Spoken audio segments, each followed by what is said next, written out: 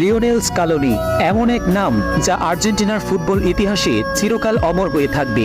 যুগে যুগে আর্জেন্টাইন শিবিরে পদার্পণ করেছে বহু নামিদামি কোচ, তবে লিওনেল স্কালোনি যেন সবার চেয়ে আলাদা। একের পর এক ব্যর্থতায় গোটা আর্জেন্টিনা দল যখন ক্লান্ত পরিশ্রান্ত, তখনই হাসিমাখা মুখে দলের সকল দায় দায়িত্ব নিজের কাঁধে তুলে নেন এই আর্জেন্টাইন ভদ্রলোক। প্রতিজ্ঞা করেন মেসিদের হাতে এনে দিবেন সোনালী ট্রফি। নিজের সেই প্রতিজ্ঞা তিনি অবশ্য অক্ষরে অক্ষরে পূর্ণ করেছেন।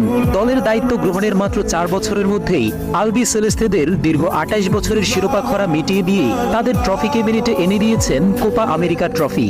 এর ঠিক 1 বছর পরেই কাতার বিশ্বকাপের ট্রফি জয়ের মাধ্যমে আর্জেন্টাইন ভক্তদের হাতে যেন আকাশের চাঁদ এনে দেন তাদের প্রিয় কোচ লিওনেল স্কালোনি। যদিও শুরুর দিকে কোনো আর্জেন্টাইন ভক্তই স্কালোনিকে কোচ হিসেবে মেনে নিতে পারেননি।